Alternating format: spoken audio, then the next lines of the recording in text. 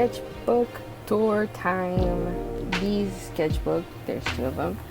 I don't know if you've seen my video, but yeah, these are the two sketchbook that I made. I think the title was something DIY tiny sketchbook or travel sketchbook, whatever. Quite a few people saw it. After years, I finally finished them. These tiny sketchbook took me years to finish. I'm sorry. Okay, I want to apologize if you hear some weird background noises. Aside from my voice, I'm using my phone's headphones microphone, and I feel like it's gonna catch every single noise. Let's start with the sketchbook tour. Okay, this one I'm pretty sure is intended for, I think, 2020 Inktober. Okay, so apparently I started February 1, 2020. Oh my goodness. I love my chicken. I don't know what is wrong with me. I'm pretty sure I never had a pet chicken, but I think this is inspired by, I just saw a dude one day and he was hugging his chicken, and I just thought he loves his chicken, and then I painted it because why not? Oh, but yeah, this is the list that I used. I think it was Witchtober from the artist called at Oatmeal Queen with 3 E's in Instagram.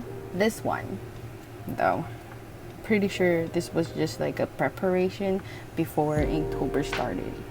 So this is just a random thing that I came up with. It's a girl with a snake looking dragon thing. And then this is day one. Day one is goat. Crystal ball. Day 3 is floating. Next is Maleficent.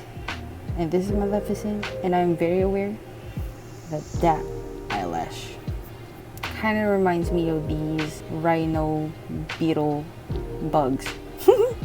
Jack-o'-lantern next. This one is garden. Oh, I'm so proud of this. Like, can you see the freaking detail? This one's bats. I got a little less creative here. It's obviously it's a freaking vampire. I don't even think it's obvious, but he's a vampire, and you know vampires, they turned freaking bats. This one's love potion. If I had made these clear, this whole piece would have looked cool, but like there's fish bones there, and there's more bones, and then crystals, and then flowers there. It's like a mixture of everything, sugar, spice, and everything nice kind of deal. Next one is ghost. This one I just went freaking crazy here. I just wanted a girl dancing with a ghost. Tattoos. Okay, I really like this one. This was inspired by an artwork that I've seen somewhere. And this one is Sphinx Cat. And oh, by the way, one of my friends in Art Addicts Alliance redrew this, and she did so well. Her handle in YouTube is Jenna Gets Creative. Check that out. This next one is teeth. And I just wanted like witches worshipping this one big hole that is full of teeth. And after watching Dune or June, I don't even know how you pronounce that, it kind of makes me think of this is probably a worm mouth. Oh, this one. This is like my favorite of all, I think, because of the simplicity of it, yet kinda interesting. Well, for me it is interesting. This is Haunted, the Sanderson sisters. Not gonna lie to you, I have not watched this movie, so I had to research. This one is Werewolf, and I think what I was thinking is some kind of a design that can be a tattoo as well. This one is stars, and this is kind of boring for me. It's just a face of a witch with stars and constellations and a frame. I just kind of like cheated on this. This one is Raven, and of course I would not pass the chance to draw Raven from Teen Titans because she's my favorite. And also I made sure that she's doing that superhero pose, the impossible superhero pose, which is like, is your spine okay, girl? Next one is Ritual. Oh, this one. I think this is my second favorite. This is Earth Element. It's just, I just thought of a story for this person right here, or for this creature. She is probably a witch, but she was like burned because, you know, that's what people do before. If there's like a really smart woman back in the day, they must be freaking witch. She probably got burned and she was rebirthed into this earthy creature. I love the ribs here and then the plants and flowers poking out of there. Broom. I really love this too. It just, I don't know if it came out as creepy as I wanted it to be.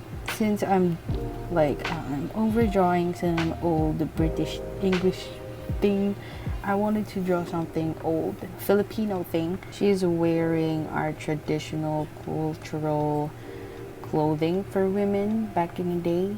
I think it's called Filipiniana. And she's holding a broom up to her face, but her eyes are piercing through. And I really love her freaking hair. Oh my goodness. Girl, how do you take care of your hair? Cause I don't wanna know. And then palmistry.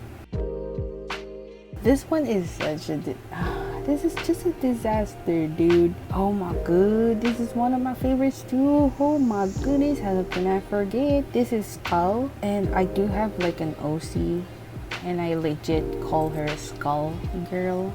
Actually, not just Skull Girl. She is Red Skull Girl, and she is a witch. And she is called that because she carries around a red skull with horns. It's a regular size skull, I think, but here it's like humongous. It belongs to a giant, or she shrunk herself for some reason. I don't know, but this is so cool. I just like everything about this.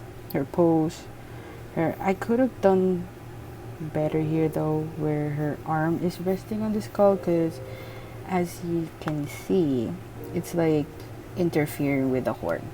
This one is Wand. Oh my goodness, how could I forget about this too? This one is Astral Projection, and you can kind of see this because I kind of stained my invisible ink. There's an invisible drawing there, and let me see if I can show it to you guys. So I have here a very dusty UV light flashlight, and let's see the magic. Ta-da! Look at that. Oh my goodness. The invisible ink that you can only see if you have UV light. And that is so epic. And that is honestly astral projection.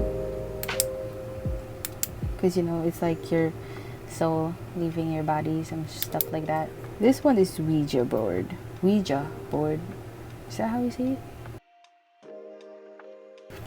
This one is Demon. Oh my gosh, I got a freaking story for you about this. This demon, I actually dreamt about it. You know those shadow people? And they don't really hurt you, but they're like very shadowy and just dark and black silhouette of what seems to be human. And they're harmless, dude. They are harmless. But one day, I can't remember if I was sleeping in the middle of the day then, but I dreamt about a white demon.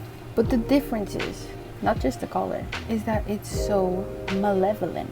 If I'm not mistaken, malevolent is the bad one and then benevolent is the good one, right? Well, I just knew that this one was an evil entity in my dream. Okay, and we're back. There was a cut there because my phone was like, sis, I can't take it anymore. I'm full. So here we are after clearing up some space. The demon in my dream wasn't actually peeking through a hole on the brick wall. It was actually peeking out of the bathroom door, and I'm not about to draw a bathroom door. Next one is meditation, and this dude is actually one of my OCs too. I have drawn him in the past Inktober. That is how much I always remember him every time there's Inktober. Like consecutive years I have been drawing him just not last year. Sorry about that. But he's a wizard, and this is how he meditates, okay?